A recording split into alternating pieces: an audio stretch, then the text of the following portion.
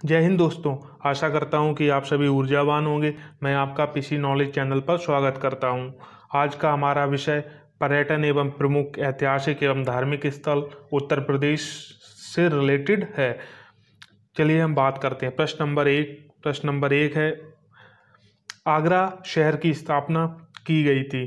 पहला ऑप्शन बहलोल लोदी, फिरोज शाह तुगलक, खिज्र खान और सिकंदर लोदी। तो इनमें से किस व्यक्ति के द्वारा स्थापना की गई थी? तो इसका सही उत्तर हो जाएगा सिकंदर लोदी। सिकंदर लोदी ने आगरा शहर की स्थापना की थी, जो लोदी वंश से संबंधित है, सल्तनत कालीन समय पीरियड से।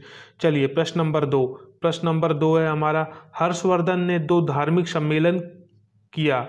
हर्षवर्धन के समय में 2 धार्मिक सम्मेलन हुए, तो उनका आयोजन किस स्थान पर हुआ था? पहला ऑप्शन कन्नौज प्रयागराज, दूसरा प्रयाग थानेश्वर, तीसरा थानेश्वर वल्लभी और चौथा ऑप्शन है यहाँ पर वल्लभी प्रयाग। तो हर्षवर्धन के द्वारा 2 धार्मिक सम्मेलन कराए गए थे, जिनका आयोजन कन्नौज और प्रयागराज में होता है। चलिए प्रश्न नंबर तीन काफी बार परीक्षा में पूछा गया है।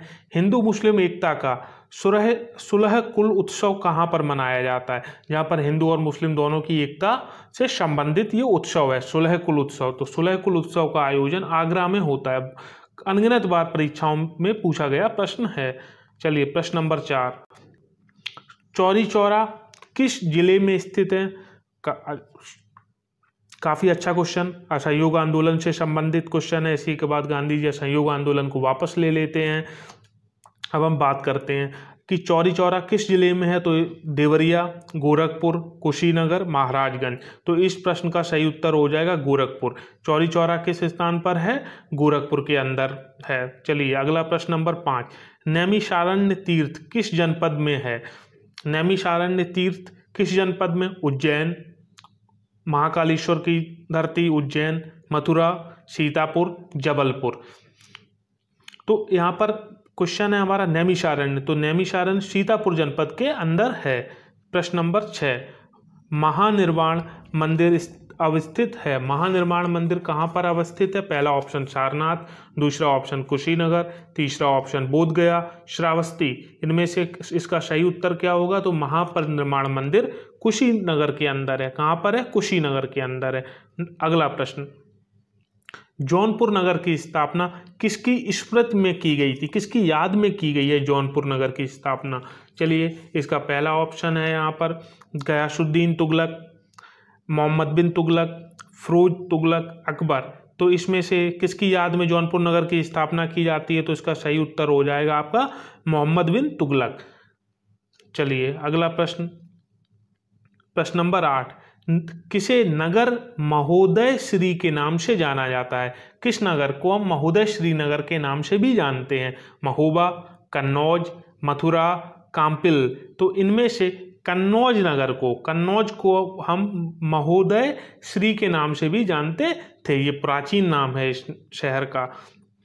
अगला प्रश्न, उत्तर प्रदेश का प्राचीनतम जीवंत नगर है उत्तर प्रदेश का अयोध्या, वाराणसी, प्रयागराज, कन्नौज। तो इस प्रश्न का सही उत्तर हो जाएगा वाराणसी। ये वर्ल्ड के ओल्डेस्ट, जितने भी ओल्डेस्ट सिटी हैं उनमें से एक आपका बनारस भी है, काशी भी है, वाराणसी भी है। चलिए अगला प्रश्न नंबर 10। प्रतिवर्ष प्रसिद्ध सूफी हाजी वारिस अली शाह की मजार पर मेला लगता है।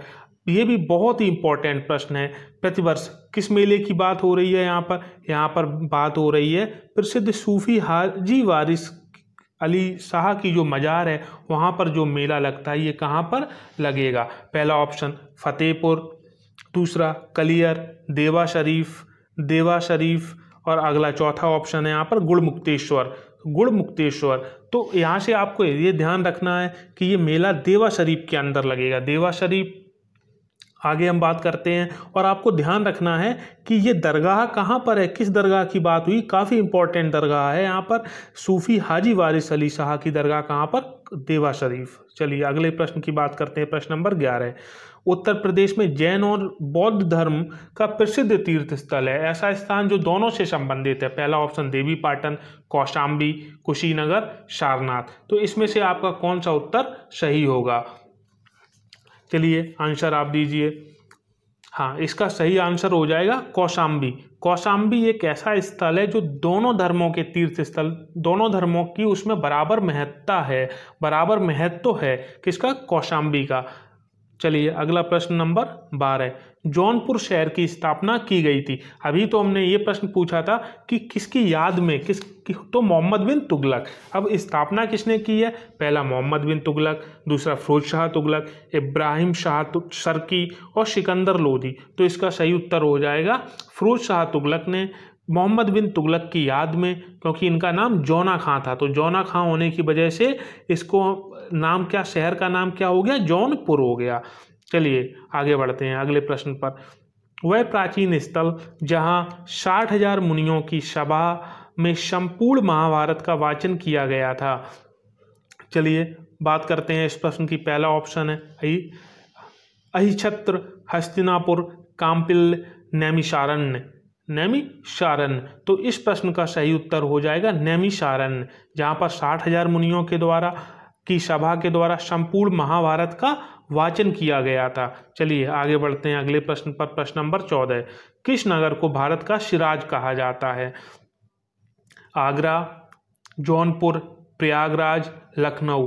तो इनमें से कौन सा होगा आपका उत्तर, जौनपुर। तीसरा प्रश्न आ गया है जौनपुर से रिलेटेड, तो आप समझ सकते हो कि कितनी बार ये परीक्षा में पेपर बार बार रिपीट होता है, तो आप लोग इसको याद रखना। प्रश्न नंबर 15, महर्षि वाल्मीकि का आश्रम है, आश्रम जो स्थित था कहाँ पर था महर्षि वाल्मीकि जी का, श्रावस्ती, बिठूर, कालपी, आगरा। तो इस प्रश्न का सही उत्तर हो जाएगा बिठूर। बिठूर में किसका आश्रम, महर्षि वाल्मीकि जी का आश्रम। अगला प्रश्न है यहाँ पर, उदयन वासदत्ता की कथा संबंधित है, किससे संबंधित है इनकी कथा, श्रावस्ती, मथुरा, कौशाम्बी, महिष्मती। तो उदयन वासदत्ता की कथा संबंधित है, कहाँ से संबंधित है, कौशाम्बी से संबंधित है। चलिए अगले प्रश्न पर चलते हैं। प्रश्न नंबर 17, संत कवि मूलक दास थे, इनका संबंध कहाँ से था, अयोध्या से, आगरा से, कड़ा कौशाम्बी से, काशी से। तो संत कवि मूलक दास का संबंध कहाँ से है, इसका संबंध है, इनका संबंध है कड़ा कौशाम्बी से। अगला प्रश्न, गुरु गोविंद सिंह स्पोर्ट कॉलेज स्थित है। गुरु गोविंद सिंह स्पोर्ट कॉलेज कहाँ पर है, आगरा में, लखनऊ में, कानपुर में, गोरखपुर में। तो गुरु गोविंद सिंह कॉलेज कहाँ पर है, ये लखनऊ में स्थित है, लखनऊ के अंदर है। इसी से आपके कौन, सुरेश रैना जिन्होंने अपनी हाल ही में अपनी पुस्तक भी, ऑटोबायोग्राफी भी रिलीज की जिसका नाम है बिलीव, उनका संबंध भी गुरु गोविंद सिंह स्पोर्ट कॉलेज से है। कानपुर में भी एक काफ़ी फेमस स्टेडियम है, उसका आप नाम कमेंट में बताइए। प्रश्न नंबर 19, कौशाम्बी स्थित प्रभास गिरी का अगली बार रिपीट करता हूँ। कौशाम्बी स्थित प्रभास गिरी स्थल का संबंध है बौद्ध से, जैन से, शैव से, वैष्णव से। तो इसका संबंध किससे है, इसका सही उत्तर हो जाएगा जैन से, जैन धर्म से संबंधित हैं। आगे बढ़ते हैं। प्रश्न number 20, most important question, Lord Cornwallis की कब्र स्थित है वाराणसी, गाजीपुर, बलिया, गोरखपुर। तो इनमें से किस जगह पर लॉर्ड कॉर्नवालिस की कब्र है। तो ये बहुत ही इंपॉर्टेंट क्वेश्चन है, गाजीपुर। कहाँ पर है, गाजीपुर के अंदर लॉर्ड कॉर्नवालिस की कब्र है। मोस्ट इंपॉर्टेंट क्वेश्चन है ये।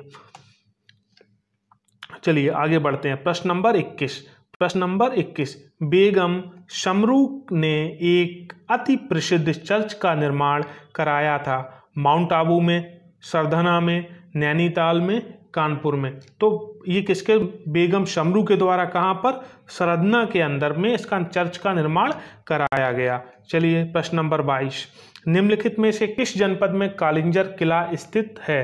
वो कौन सा जनपद है जहाँ पर कालिंजर का किला है, झांसी, बांदा, चित्रकूट, जालौन।